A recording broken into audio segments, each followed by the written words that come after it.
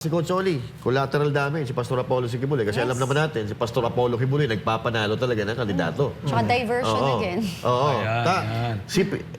Kung nakapunta ka sa Glory Mountain, Prayer Mountain, nakapunta ka na doon? Yes, ang ganda. All those pictures ng mga politicians Yes. na pumupunta doon, may picture si Pastor Apollo Kibuloy. But remember, nung si Pastor Apollo Kibuloy ay pinag-initan, ni isa sa kanila, walang Wala. lumapit, walang Wala. tumulong. And that's how the politician goes. Ganyan sila Marcos Jr. Yeah, alam mo Oo. yung nung syempre marami rin akong friend, wag yan, Cathy, ano yan, criminal yan and all. You know, I talk to them. Sabi ko, ang bait nung tao, hindi nyo kilala. Sabi ko, parang tingnan nyo na rin ako nung hinuhusgahan ako. Sabi ko, ganun siya. Ako, masasabi ko si Pastor Kibuloy, mabait siyang tao. Yes, nakausap mo Mabuting siya. tao.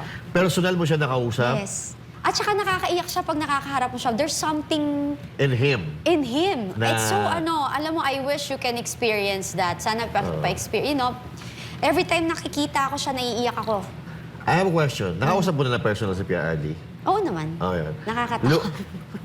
Baliktad. There's something, magkaiba eh. Magkaiba no? silang dalawa. Oo. Pero yung takbo ng utak, Yes. Oo. Yung passion nila to help. Pareho. Yung, alam mo yung mafe-feel mo? Oo. Na yung totoo, yung kagustuhan nilang makagawa ng maganda sa kapwa. yes. Yun. That's it. That's Parehas it. Oo. parehong yung sakripisyo. Yes, sacrifice. Yung parang- talagang yung inaala yung Kasi naman kapatid. parehas sila eh.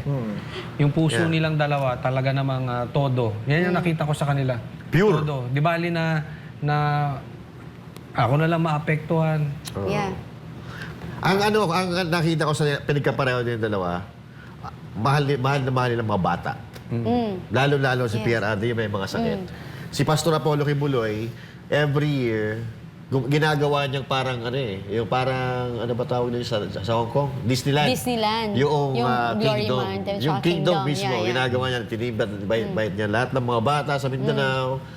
Kaya ngayon, hindi na nagagawa. Nakaulit si Pastor Apollo Kibuloy. Ayaw kasi nila, mga inggitero kasi nasa gobyerno ngayon. Yeah. Ayaw nila na nakikitang nauungusan sila Yeah. nung wala namang pondo na galing sa gobyerno. Doon sa sa Kingdom Yeah.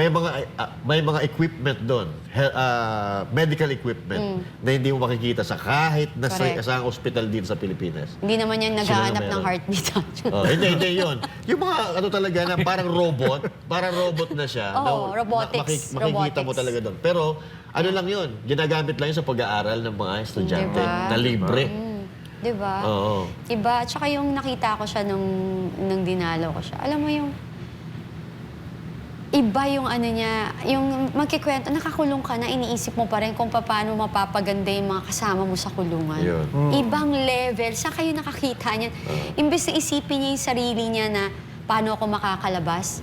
Kati, uy, pinaayos ko yung banyo kasi naawa ko sa tao. Kati, binila ko lahat ng chinelas yung mga tao. You know, di ba, hindi ka ba maiiyak na, That's oh my Pastor. God. That's Sabi ko, Pastor Lord, Kibuloy. ibang level. Yung parang, kung ako to pag-usapan namin is, nalulungkot ako, Kati, na alam mo, siya kinikwento niya kung paano niya gustong tulungan. And sinabi niya talaga sa akin, itinalaga ako ng Panginoon na mapasok dito para makita ko ano Excuse yung me. pwede kong maitulong sa mga less fortunate, yung mga Yes. hindi talaga guilty, biktima lang ng sistema, ng gobyerno na mali. Yun. Ayan, pinapakita. Alam mo yan, puro sakripisyo. Kaya yung sinasabi ko kanina, to si Pastor Kibuloy, puro sakripisyo. Napaka-selfless nito. Yun, nakalagay kanina, 80%. 70% free. Free dyan sa JMC. Education. Ano yan hindi yan Basta-basta na Sabi, hindi lang yan puro for members. Oo. Mga Hindi, mas karamihan kahit dyan, nasa hindi tagalabas. member. Tagalabas. So, libre. Oo. Ganyan po si Pastor Kibuloy. Pati yung mga tinutulungan Ay, niyang mga chinelas. bata, hindi members yan, mga yan. Hindi mga members yan. Mga katutubo. Yung iba. Correct. Kitang-kita natin dito Tsaka na hindi mga foreigner pa yung iba. Africa, lahat. Iba-ibang lugar. Iba-ibang lahi. So, ibig sabihin, hindi lang Pilipino, tinutulungan ni Pastor talaga. kahit sino talaga. Wala siyang wala siyang Pili. pinipili. Ganyan kalupit ang puso ng isang Pastor Apollo. Kahit Kibuloy. saan Hindi mo dalhin kasi si nila nakikita. Ang naririnig kasi nila sa social media, sa mga mainstream media, yung mga negatibo Pero ito, mga ginagawa ni Pastor, hindi nila alam. Hindi nila alam. Correct. Dito nag-excel si si Pastor. Yung alam mo yun, kahit saan mo dalhin, Oo. ibis na magmukmuk siya, yung iisipin niya pa na ano, Yeah. saan ako mag-ano dito? Saan ako makakatulong? Yeah. Yes. Diba? Kasi kung ako, Oo. for example ako, yung makulong na ganyan, kahit wala akong ginagawa, Isipin isipin ko ko, sarili ano ko. ba yun? Ano ba ginawa ko? Sarili, no? Para Yeah. may stress ka eh. Di ba hindi eh. Parang masaya ako, may purpose ang Diyos para bakit ako nandito. Exactly. Para makatulong sa mga nandito. Yes. At na-inspired nga ako. Actually, nagawa ako ng ano eh. Nag-uumpisa ako ng charity work ko. And, konting konting gusto ko yan. konting Congratulations. na-inspire ako kay Pastor eh kasi pero mo wala siyang wala siyang sinisino. Oo. Yeah. Kahit ano ka, mayaman, mahirap, basta kailangan mo ng tulong, bibigay. Maliit na tulong lang, hindi yung kagaya, alam mo yun, yung simpleng tulong mo, Yeah. malaking bagay yun sa iba. Yes. Yeah. Unlike dyan sa mga, kaya nga yung mga politiko natin, ang dami nilang pondo, pero hindi makatulong sa Ang tao. dami ng source. Yeah. Di ba? Kinakamkam lang nila. Ay, yung pera na yan, hindi yan habang buhay nasa iyo. Ibigay mo sa kanila. At alam mo kung i-share mo yung blessings mo, mas bumabalik sa iyo ng marami. Correct. Hindi lang financial. Kung True. kalusugan, kaibigan, 'di ba? At saka alam mo 'yon, yung pagiging mabuting tao niya, tahimik lang. Nakatao. Yeah. Kahit Yeah. na yung ginawa sa kanya sobrang grabe, napakamali. ginawa sa KOJC, sobrang hindi mo maisip na yung mga mababait na tao na to ginanon, tinarantado, binaboy nila. Pero si Pastor tumahimik lang. Yeah. At ito na nga, I think yung paglabas nito ni alias Rene, galaw na rin ng Diyos to eh. Exactly. Kasi- I believe in that. Manahimik ka lang. Lalabas din ang katotohanan. In time.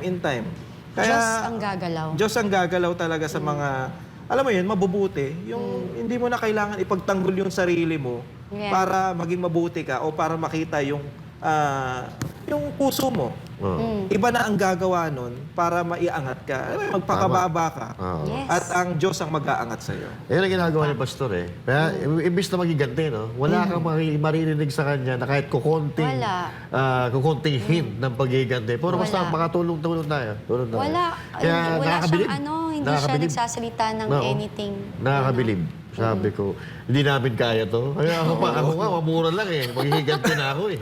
Oo, di ba? Pero ito yung ginawa sa kanila, matindi. Oo. You know, pinasara yung SMNI. Nilusob na 16 days. Kinupkub ang kanilang banal na lugar. Yes. Lahat. Marami nasaktan, may namatay pa. Pero si Pastor yung paghihiganti, wala talaga eh. Correct. Parehas nga eh. Yung Parehas sinasabi sila. natin na Oo. parehas sila ni PRRD. Yeah. Sino yung nagsasakripisyo, yung itinataya ang buhay, Oo. Yes.